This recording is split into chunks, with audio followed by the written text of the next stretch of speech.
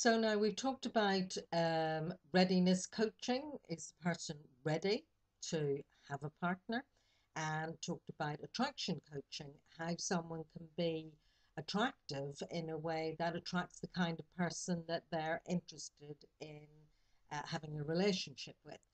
And now moving on from that, from coaching singles to coaching a couple, and you would perhaps have a couple who, well, there are couples who have met up, they've been dating for a while, they've got to like each other, and they feel like, ooh, this relationship has got legs. It's going to go the distance. I really like this person, and I feel like this person's right for me. And they actually have a sense of each other as being right, but they're not too sure. They might have a few um, doubts, areas that they're not so convinced about. So such a couple, and oh, wouldn't it be great if you could just get couples at this stage to help them to assess how compatible they are with each other, to help them to kind of just pick under the surface a little bit and get to what's underneath and see, do they really fit for each other? Because love isn't enough. Love is not enough. Um, pretty well most people who married each other or made commitment to each other, um, they did love each other. Maybe some of them still do, but they weren't a good match for each other, and mostly they weren't a good fit. Because what is the point if all that chemistry is operating and there's all that attraction and all that kind of sexy sizzle if you just have completely different values? If one of you really would love to have a big family and the other one feels that, oh, I don't really want to have children. If one feels that it's really important to live near my mum and my extended family, and the other one wants to run for the hills, um, there are those are the kind of things that make a difference to whether a relationship will be sustainable. So, but also what couples at this stage of relationship need to be aware of, that their a relationship is it's like a plant really. It grows, it develops. You know, they meet and they're attracted to each other and they start to date. They like each other. They're getting to know each other. They feel comfortable, um, but they're not sure if they want to, spend the rest of their life together. So there is a kind of a stage where they're not really in a committed relationship, but perhaps the relationship has begun to get sexual. And so they're in a kind of a pre commitment stage. They're thinking it could be a committed relationship.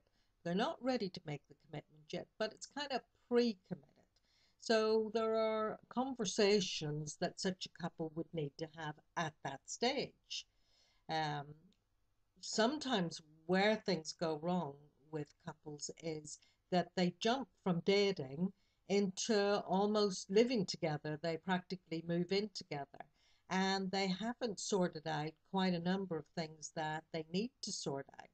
So the way that it would be preferable for a relationship to go is to be aware that, well, we're not quite sure whether we want to commit to each other for life, but I don't actually want to see anybody else. I want to carry on seeing how this goes. So it's that kind of pre commitment.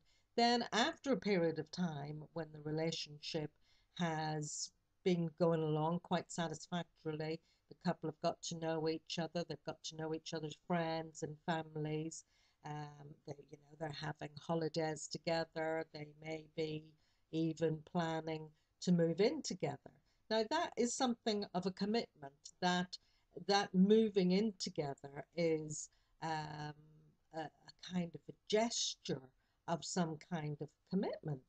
Um, If it's not, then that needs to be discussed.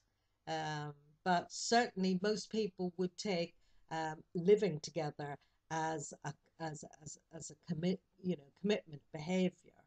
And then often what happens after a couple have been living together for a number of years, then they may think about having a family together, or they may want to make it a bit more uh, committed and explicit, so they may decide to get married. So then it moves from pre-committed to committed to pre-marriage, and then to a marriage. Or they may not get married. They may decide they don't actually want to get married.